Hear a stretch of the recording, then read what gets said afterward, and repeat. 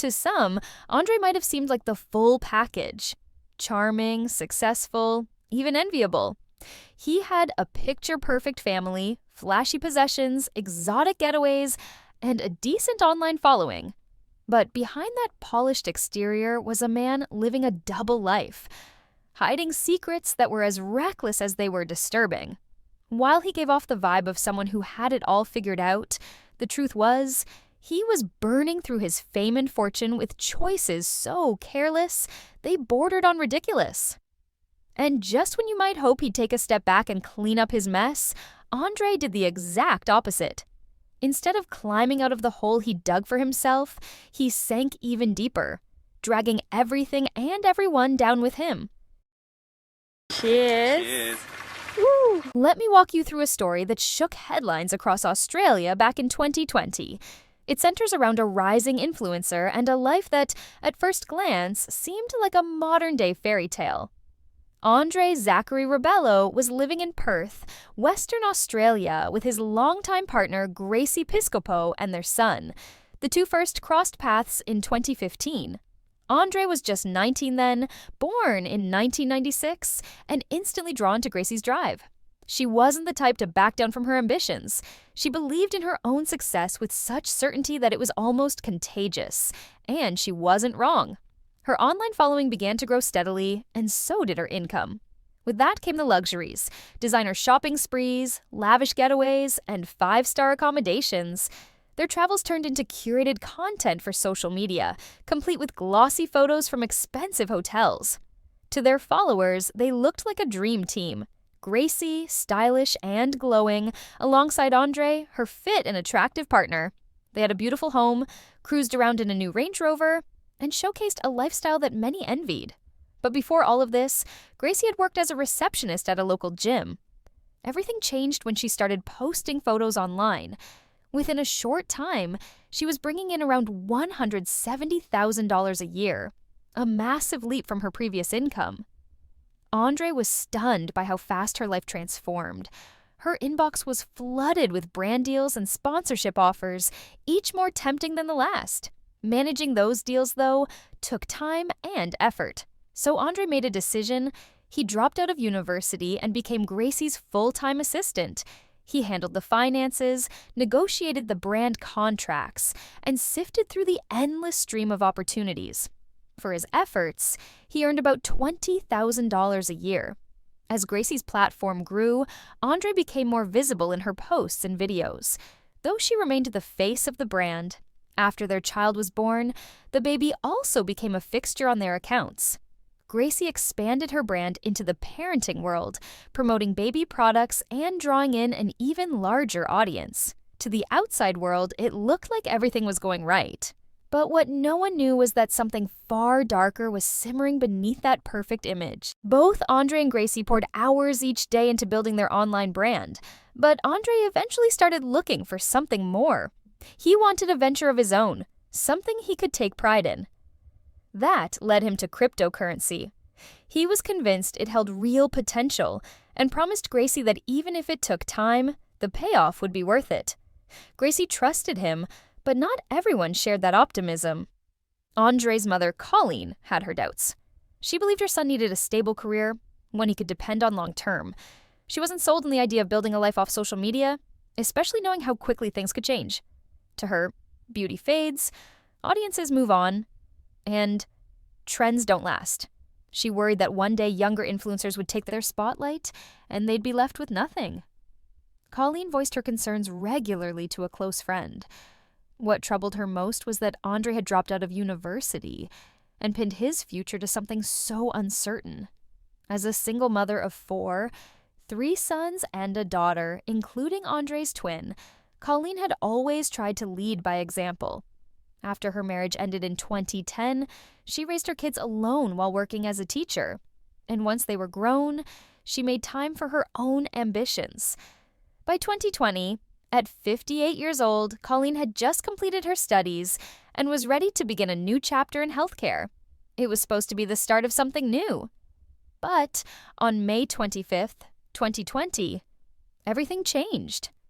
That morning had started off like any other. Colleen was home, chatting with her kids. Some still lived with her. Her youngest son, Fabian, was still at home, and her daughter Monique was staying with them temporarily while she trained as a paramedic. Colleen's house was closer to Monique's school, so it made sense. As the morning went on, Monique and Fabian got ready to head out. Fabian worked part-time at a nearby supermarket and usually relied on Colleen for rides. That day, she was supposed to drop him off at 10 a.m. and pick him up at 2 p.m., something she'd never once missed. But when his shift ended, Colleen wasn't there. Fabian waited. He called her. Once. Twice. Then again and again. 13 times. No answer. Eventually, he made the short walk home. It only took about 15 minutes, but every step was heavy with worry. His mom had always been reliable, especially when it came to him. She wasn't someone who just forgot. Colleen had always been mindful of her health. Aside from Hashimoto's thyroiditis and a few minor heart issues, she was careful and aware of her body. That day, though, Fabian couldn't shake the feeling that something was seriously wrong, and he was right to worry. When Fabian got home, the first thing he noticed was the sound of water running. Someone was in the shower. At that hour, the only person who should have been home was his mom, so he assumed it was her. Still upset and confused about why she hadn't picked him up, he called out to her. No answer. He called again. Nothing. After several tries, Fabian's concern grew. He didn't want to intrude, but something felt off. He worked up the courage and opened the bathroom door. What he saw stopped him cold. Colleen was in the shower, but not standing. She was kneeling on the floor, leaning lifelessly against the wall. Fabian rushed in, pulled her out into the middle of the bathroom, and covered her with a towel. He immediately called emergency services, his mind racing. While waiting for help, he tried to revive her. The water was still warm, but Colleen's body was cold. Even worse, her face and neck had taken on a strange bluish-gray color. Fabian performed CPR until paramedics arrived. They took over, but it was no use. Colleen was gone. She had already passed away. In shock, Fabian messaged his sister Monique and told her to get home immediately. He also tried reaching Andre but got no response. It wasn't until Monique returned home around 3 p.m. and began calling and texting Andre herself that he finally showed up, with Gracie and their son in tow. The whole family was blindsided. That morning, Fabian and Monique had both spoken to Colleen. She was fine. Nothing seemed wrong. Even the autopsy couldn't explain what happened. No obvious cause of death. That only made it harder for her children to accept. And then there were the details that didn't make sense. Fabian remembered clearly, when he found Colleen, she was wearing her gold wristwatch. That struck him because she always took it off before showering. Same with her jewelry, yet it was still on her. And the anti-slip mat she faithfully used every time she showered, it was draped over the side of the tub, untouched. Why would she skip it that day? Police arrived and checked everything. No signs of forced entry. All doors and windows were locked. Still, despite how strange it all seemed, the family had to accept what authorities told them. Colleen had died, and for now, no one could say exactly why. Naturally, everything changed a few weeks later. The family still didn't have any answers about Colleen's death, but suddenly, a new twist came from a completely unexpected direction. An insurance company reached out to police, raising concerns about potential fraud. According to them, someone had submitted suspicious paperwork tied to life insurance policies in Colleen's name. After looking closer, they believed the documents had been forged, and the person behind it? Andre. Turns out, just 1 week before Colleen died, Andre had taken out not one but 3 life insurance policies in her name. If everything went as planned, he stood to collect $1.15 million. None of his siblings were included. It was all going to him. Then came the kicker.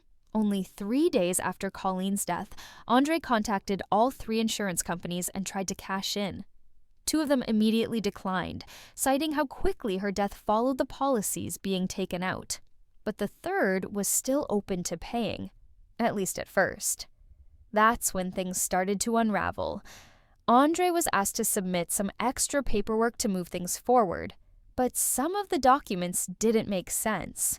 One listed Colleen's birthday wrong, using Andre's instead. Every time the company asked for clarification or new forms, Andre responded quickly, but those new documents only made things worse. The insurer found forged medical reports, including a fake autopsy that said Colleen had died from a ruptured aneurysm and subarachnoid hemorrhage. They also uncovered a falsified will naming Andre as the sole heir to her estate. And somehow, he even submitted a tampered psychiatric report claiming Colleen had been of sound mind when she allegedly signed everything. But the most disturbing part, Andre allegedly used AI technology to create a fake audio recording to support the claims, tweaking the voice so it didn't sound like his own. This wasn't a clumsy, half-hearted scam. He had put real effort into it. Eventually, the red flags were too many to ignore. The insurance company backed away from the payout and notified the authorities. The case had officially shifted from a sudden death to something far more suspicious. When police finally confronted Andre, he had a ready explanation.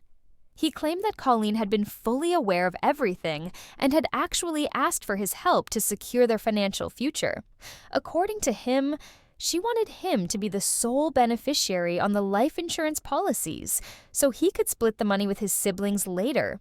But the police weren't buying it. Between the timing of her death, the forged documents, and the fact that none of the other children knew anything about these policies or the will, suspicion kept growing.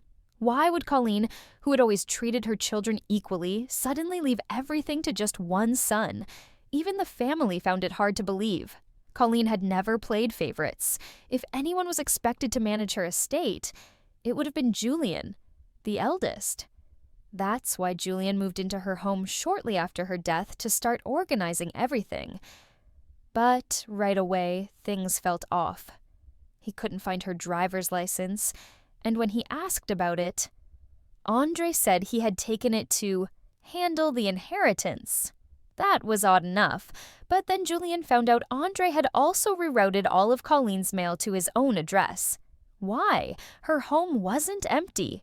Fabian and Monique were still living there. If it was just about handling mail, it could have been sent there. The situation started to feel less like grief and more like control. Then came the next twist. Colleen's sister stepped forward. She told investigators that on the day of Colleen's death, she had driven past the house around 1:30 p.m. and saw a car she didn't recognize in the driveway. At the time, she brushed it off. But during the funeral, she saw Andre and his partner get into that same car. That meant Andre was at the house the day Colleen died, something he never mentioned to his siblings. When the police asked why he hadn't told anyone, Andre just shrugged and said, "No one asked." Pressed further, he admitted to being at Colleen's house on May 25th, staying for around 45 to 50 minutes between 10:40 and 11:30 a.m. He claimed Colleen was in a strange mood, stressed about turning 60 and feeling overwhelmed by the passage of time. That, he said, was why she wanted more insurance policies. But to investigators, it all sounded a little too convenient. Her unexplained death, the secret life insurance, the forged paperwork, the hidden visit, it all added up to something much darker than simple grief or bad communication. The question was no longer if something had happened to Colleen. The question was, what exactly did Andre do, and why?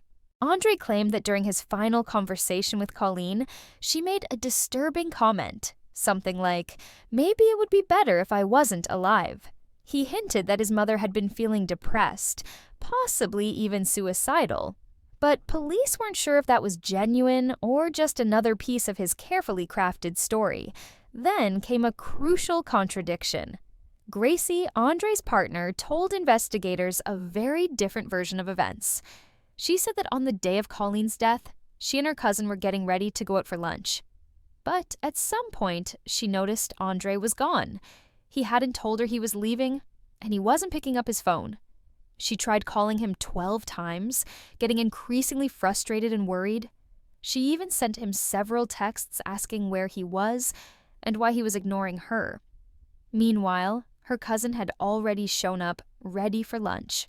The two of them just sat there waiting until 2 p.m. when Andre finally walked in, as if nothing had happened. He didn't explain where he had been, didn't apologize, just casually asked where they wanted to eat. Gracie said she didn't push the issue because it was obvious he didn't want to talk. Then came another strange moment. Before they left for lunch, Gracie remembered Andre sending a message to his mom, asking if she could watch their son that evening. That message was sent after Colleen had already died. At this point, police were convinced they were dealing with a murder. But suspicion wasn't enough. They needed proof. They got a warrant to plant surveillance devices in Andre and Gracie's home. A hidden camera was placed in the living room and a listening device in the bedroom. For the next 3 months, they quietly recorded everything.